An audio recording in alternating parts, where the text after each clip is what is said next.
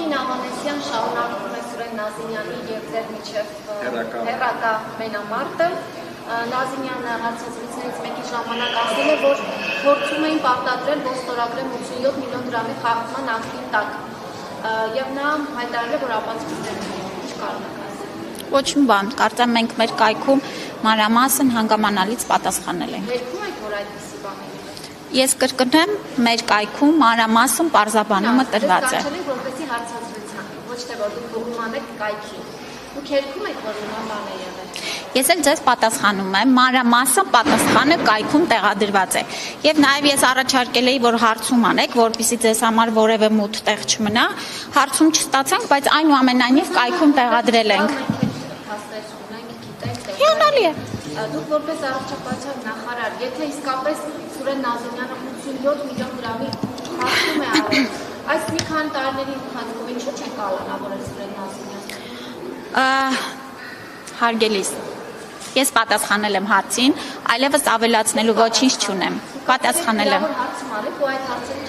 Եվ առանց հարցմանել մանրամասն պատասխանել եմ, այլևս այդ շահարկումներին, ստահոդ պնդումներին ավելացնելու որևէ միտք, ցանկություն չունեմ։ Նորից կրկնել նոր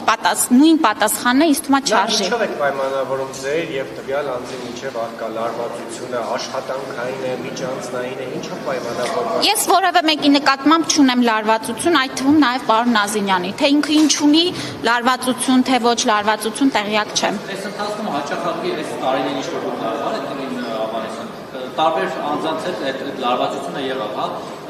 ձեր տեղակալների, Ծաղիկ Վարդանյանի մարդկանցի կարողանիշներ, որոնք որ Արտակ Մանուկյանի այսինքն ինչ-որ տնօրենների դուք ազատեցիք, հետո նրանք դիմեցին դատարան, նաև հաղթեցին, վիճարկեցին ձեր ազատում ընտրում, վերականգնվեցին, հետո ինչ-որ ինչ-որ հանգամանքներ դելել ավելի այնպեսի պայմաններ ստացվեցիք, այդ մարդը ստիպված եղան աշխատել դրսի։ Ես կարծում եմ ձեր նկարագրածը ճիշտ ցուցիչ է, որ մեր համակարգում իսկապես բարեփոխումներ են լինում, իսկ բարեփոխումների շրջանակներում չեն կարող չլինել փոփոխություններ եւ չի կարող լինել, որ այն մարդիկ, ովքեր որ այդ համակարգի մաս էին կազմում եւ մեր պատկերացումով չեն բավարարում մեր դրած չափանիշներին եւ չեն օգնում մեր բարեփոխումների իրականացմանը, այո, փոխվել են եւ իհարկե իրենք դրանից գոհ չեն, երջանիկ չեն, դա լրիվ նորմալ հասկանում եմ։ Տեսեք, եթե ներողություն եմ խնդրում, առողջապահական ոլորտի ուրեմն բարեփոխումները եւ համակարգային փոփոխությունները, այդ թվում նաեւ կադրային համակարգային փոփոխությունները մշտապես իմ օրակարգում է, ինչպես եղել է, այնպես էլ շարունակվելու են։ Ես ասեմ, որ առաջիկայում էլ եւ վստահ եմ ունենալու ենք թե ազատումներ, թե փոփոխություններ եւ ընդհանուր առմամբ մեր չափորոշիչներն ու նշաձողը քանի գնա բարձրանալու է մեր կադրերի նկատմամբ։ Արեգ Զեյնալյանի Գրիգոր Լուսավորչի տնօրեն նշանակվել են այդ բարեփոխումների շրջանակում տեղավորվում, որովհետեւ հերթական մանդատից կամ այդ պաշտոնից ազատվածը մեկ այլ կիսամասնավոր կամ չգիտեմ ոչ ուղիղ կառավարության ստորաբաժանում պաշտոնի նշանակվեց, ընդ որում բարձր աշխատավարձով։ Ու նաև մամուլը քնքանիցից գրեց, որ դուք այնտեղ ուզեցել եք ձեր մարդկանց տեղավորել օրինակ աշխատակազմը, ղեկավար կամ այդ պաշտոնի չի ստացվել, մի աղջկա մասն է դուրսում, որ ների հանրության տեխներ ու դիմադրել են չեն ցանկացել ինչ է կատարել։ Դե կուզեմ կողմնորոշվեք հիմա ես իմ մարդկանց նշանակում եմ թե չեմ նշանակում։ Խնդիրը ինչու՞մն է։ Չէ, 2 վայրկյան առաջ ասում եք վայ ստացվում է ձեր ուզած մարդկանց եք նշանակում։ Հիմա նորից ես կրկնեմ, որ ինձ համար կադրային քաղաքականությունը ինչպես եղել է համակարգը փոխելու կարևոր գործոններից մեկը, այնպես էլ շարունակելու է մնալ։ Ես եթե կարելի է ավարտեմ։ Տեսեք, ընդհանուր առմամբ գիտեք տնօրեն լինելու եւ անձանց փոփոխություններով եւ առաջիկայում նաեւ ներկայացրել ենք օրենքի նախագիծ, որով որ տնօրենների նկատմամբ բժշկական կրթության պարտադիր լինելու հարցն է վերանայվում եւ մեր խորին համոզմամբ եւ նաեւ միջազգային փորձն ու այլ երկրների արդեն հաջողության պատմությունները ցույց են տալի, որ բժշկական կենտրոնների կառավարման ֆինանսական հատվածը, օպերացիոն հատվածը, ոչ վիրահատական, այլ process-ների կառավարման հատվածը եւ զուտ մասնագիտական բուժական հատվածը պետք է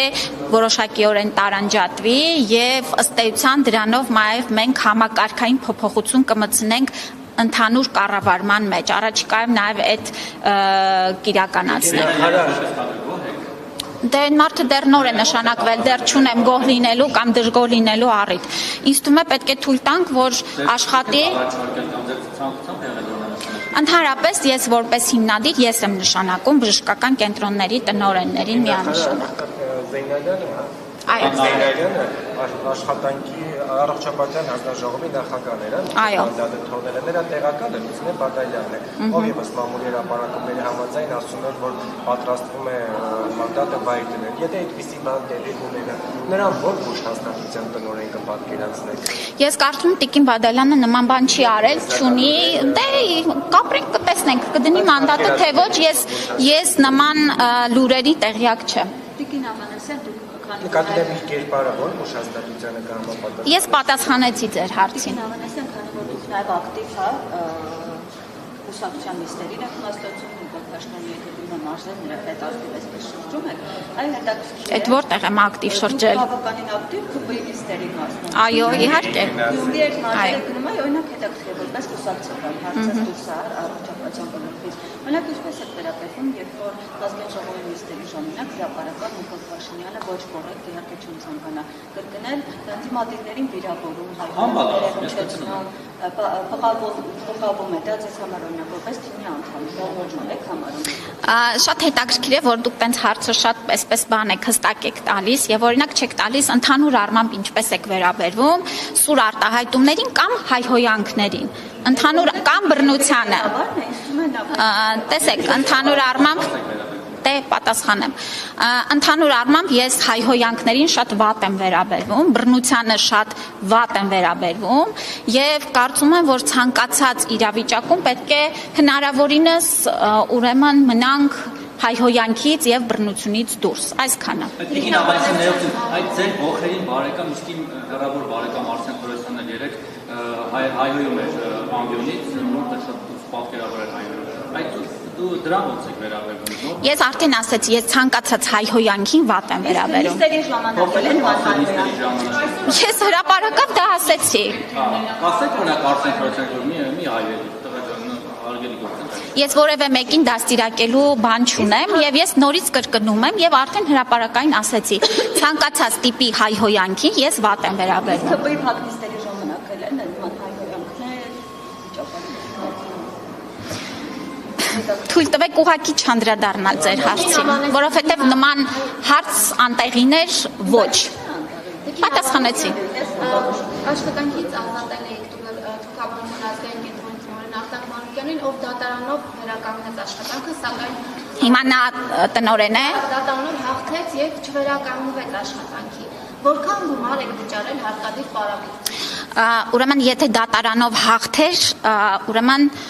եւ ըստ ձեր մեկնաբանությամբ նշանակման պարտադիրություն լիներ եւ դատարանը վերջնականապես դա հաստատեր, մենք չէինք կարող Դուք այդ կառույցը